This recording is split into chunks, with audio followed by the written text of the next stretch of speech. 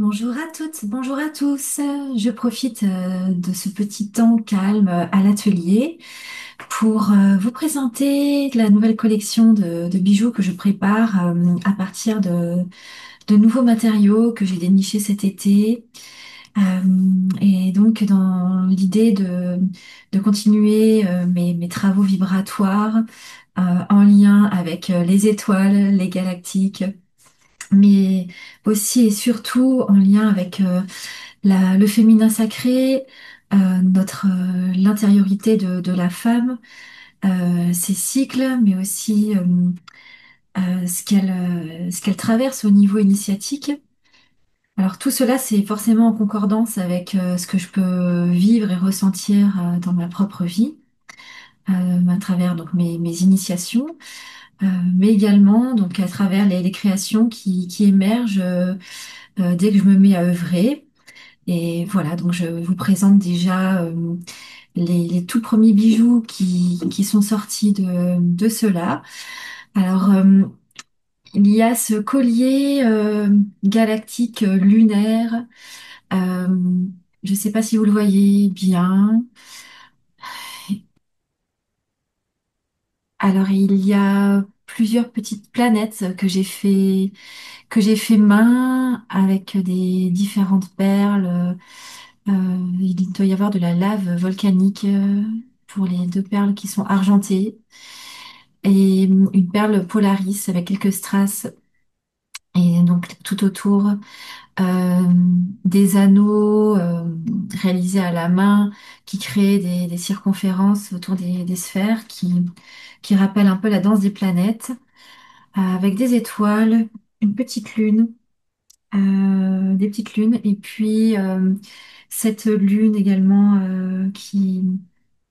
sur laquelle on retrouve les sept chakras. Donc, ce sont des éclats de verre colorés qui symbolisent les sept chakras. Voilà, donc j'aime bien ce côté lunaire, galactique. Euh, voilà, je l'ai fait assez long parce que j'aime bien en fait l'idée que ça puisse un peu être euh, porté comme un sautoir. Et donc, c'est un collier qui rappelle les cycles féminins en lien avec la Lune. Voilà les différents cycles intérieurs qu'on peut vivre. La Lune est le symbole du féminin vraiment par excellence depuis la nuit des temps, sans jeu de mots, euh, parce que c'est un astre qui conserve, qui porte beaucoup de mystères. C'est un astre qui croît, qui décroît, qui apparaît, qui disparaît.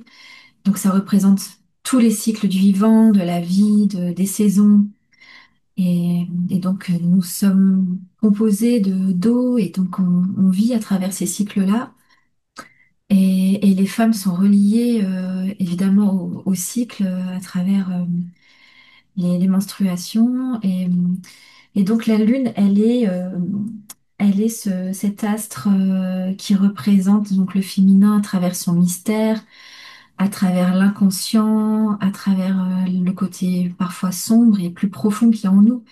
Mais en fait, c'est le côté féminin à l'intérieur, en fait, l'intériorité, le côté féminin qui se trouve en chacun de nous. Euh, la partie cachée, inconsciente de notre psyché, euh, qui se joue devant nous, en fait, dans la nuit, dans l'obscurité. Et donc la Lune est cet astre qui nous permet vraiment de nous relier, nous permet de retrouver du sacré en nous reconnectant au cycle de la nature et à l'aspect divin qui est en nous. Et donc chaque cycle a sa propre énergie et en avoir conscience permet de vivre plus en harmonie. Et ce sont des moments d'épanouissement aussi, d'avoir conscience du cycle lunaire. Euh, Personnellement, c'est vrai que je mériterais d'approfondir plus davantage ces pratiques-là pour me connaître mieux, pour travailler plus en profondeur En tout cas, je vous invite toutes à chercher quelles sont les résonances qui existent à travers les cycles lunaires. La nouvelle lune, donc c'est le moment où la lune s'efface et donc c'est le moment aussi de pouvoir faire un peu le bilan, tenir compte de ses échecs, de ses réussites, de poser des intentions. Le premier croissant, on commence à apercevoir cette lune qui montre déjà les premiers signes de la manifestation de nos intentions. Donc c'est une énergie un peu timide. Ensuite, le premier quartier, donc c'est quand la lune est à moitié assombrie, à moitié éclairée. Euh, c'est une période de doute, on peut hésiter dans nos projets. Euh, voilà, c'est le moment de prendre conscience de certaines croyances qui peuvent être limitantes. Ensuite, la lune est en train de croître un petit peu plus, donc c'est aussi un moment où on peut encore se sentir un peu déstabilisé et chercher un petit peu les signes autour de nous, jusqu'à ce qu'on arrive à la pleine lune qui brille totalement. Donc c'est le moment de rayonner, de, c'est le moment de manifester pleinement nos souhaits. Tout est possible et donc on peut tout manifester aussi à ce moment-là. Euh, c'est le moment aussi de lâcher le contrôle et de revenir dans l'alignement.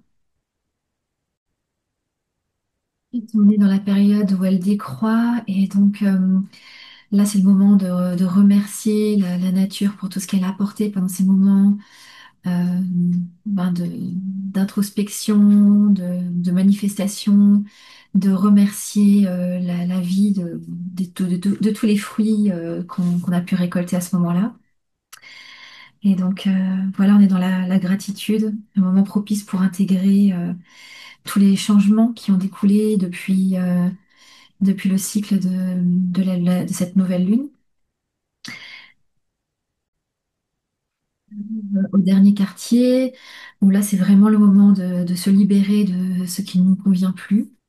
Jusqu'au dernier croissant, qui est donc la phase de la lune qui nous permet de nous reposer de tout ce cycle qui a été traversé. Voilà, en résumé, un peu ce qu'on peut vivre dans ces moments-là en suivant le cycle lunaire. Et nous savons aussi que nos humeurs sont en relation avec le placement de la lune dans notre signe. Donc, je vous invite à faire vos propres recherches là-dessus pour en connaître davantage. Donc, la lune, elle est intimement liée au féminin. Euh, et donc, voilà, c'est un souhait. Là, je rentre vraiment dans une collection de bijoux dans des teintes plus argentées plus lunaires aussi, qui vont donc me connecter également à l'aspect plus profond et plus intime du féminin. Alors, je vais passer à la suite.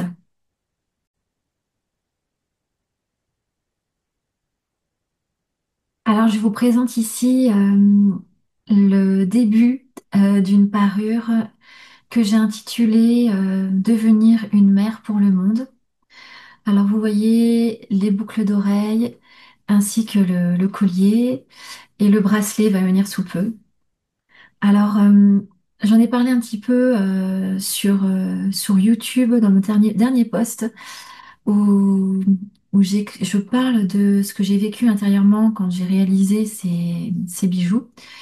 Euh, Moi-même, je ne voyais pas encore ce qui se tramait un petit peu dans le choix de ces matériaux.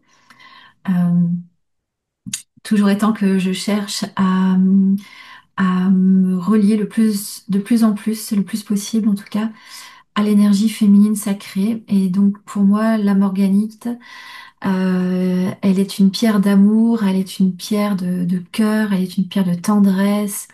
Regardez bon, on voit pas forcément. C'est toujours mieux en vrai, vibratoirement, en fait. Les pierres, elles sont vraiment très, très, très belles. Elles portent une très, très belle énergie. J'en ai une, par exemple, ici. Je peux vous montrer, voilà, de tout près. Elles sont parfois un peu laiteuses, parfois un peu transparentes. Elles sont dans les roses poudrées, roses claires. Et donc, je l'ai associée à des perles en cristal fasté, des perles argentées. Donc, vous verrez le fermoir, il est aussi en acier inoxydable. J'y ai intégré une chaîne en argent. Euh, Également des petites perles argentées, olives, avec des pendentifs cœur, avec des petites pierres en oxyde de zirconium, perles blanches, et ici un quartz rose. Donc c'est une lune euh, en quartz rose qui se porte volontairement. J'ai décidé de mettre la chaîne assez longue. Je l'ai laissée longue de manière à ce que le quartz rose se pose sur le chakra du cœur. Et donc au départ, je l'avais placé ici. J'avais pas rajouté cet élément-là. Euh, J'avais rajouté les cœurs en bas et puis je me suis dit non, non, ça va pas. Donc j'ai recommencé pour que ça puisse vraiment s'harmoniser voilà, dans ce sens-là. Et les boucles d'oreilles, ça j'adore aussi. C'est vraiment l'une de mes petite réussite personnelle. Euh, J'avais fait ce schéma en fait que j'avais reçu en fait dans mon troisième œil pour le collier lunaire galactique parce que je voulais faire les boucles d'oreilles, sauf que je n'avais pas les matériaux qu'il fallait. Et puis j'ai réalisé finalement, ben voilà, dans le même esprit, sans le vouloir, sans le dessiner à l'avance, en ayant complètement oublié le schéma que j'avais fait pour l'ancien collier. Et on retrouve quelque part la même composition. Donc on a un heptagone avec à l'intérieur une perle en cristal fasté. Et donc voilà, j'ai vraiment fait en sorte de créer deux boucles similaires, parce que des fois c'est pas toujours évident quand c'est fait artisanalement de retrouver exactement pas la même chose au millimètre près. Voilà, je me suis vraiment efforcée de faire les deux mêmes. L'initiation qui est derrière cela. Alors, je lis juste un petit papier, hein, il y a pas grand-chose sur le papier. Mais c'est en lien avec l'initiation de la mère, de l'archétype de la mère dans laquelle je suis traversée depuis la naissance de mon fils, où, où je vis en fait beaucoup de tensions quant à ses besoins qui évoluent et son caractère aussi. Euh, et en fait, je me suis rendu compte que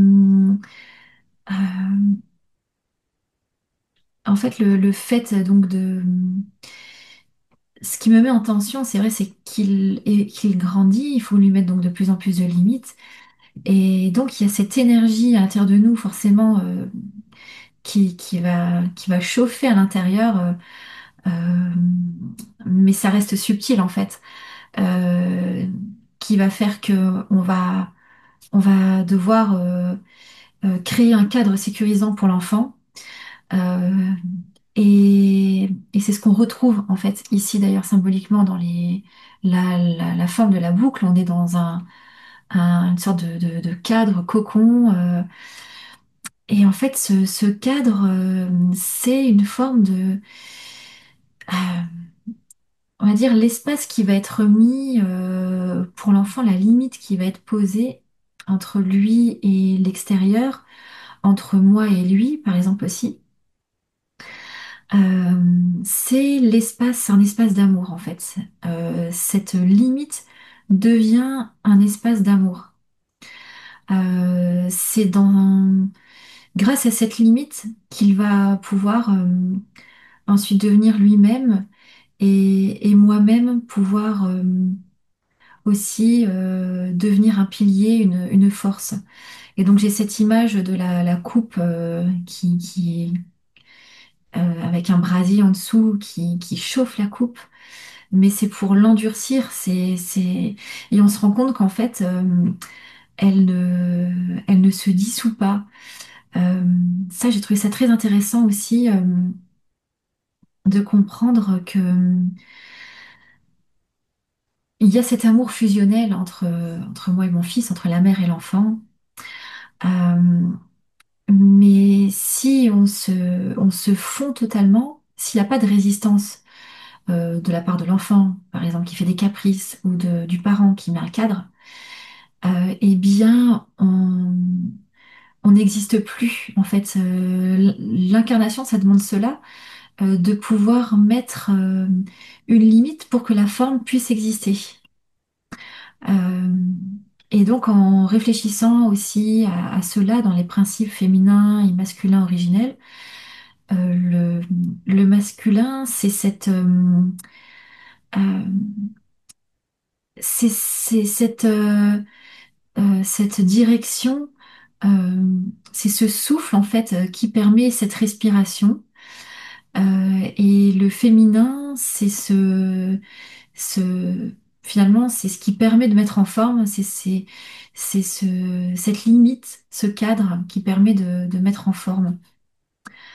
D'ailleurs, j'avais fait une petite vidéo là-dessus quand j'étais au parc. J'avais compris ça de cette manière aussi. Le féminin, c'est vraiment la mère de mettre des limites, même si parfois ça peut être fatigant et qu'on a envie plutôt que ça soit l'homme de le faire. Mais ça fait partie vraiment de notre nature. Nous sommes les matrices du monde et donc à travers notre corps, dans notre ventre, on propose un cadre sécurisant à l'enfant. Et à l'extérieur, c'est pareil. Quand il va dehors, eh bien, c'est aussi à la femme de mettre les limites. Enfin, à la femme, à la mère en tout cas, c'est la mère, la première personne en tout cas, qui va mettre des limites à l'enfant. Et cette limite, c'est l'amour. C'est ce qui lui permet de s'incarner en fait. C'est ce qui lui permet de garder sa forme dans la matière, dans la vie. C'est sa manière à lui, ce sera sa manière à lui de pouvoir se construire. Et ça permet donc aussi à la mère d'exister. Et donc c'est à travers cet espace qui a un souffle, une respiration.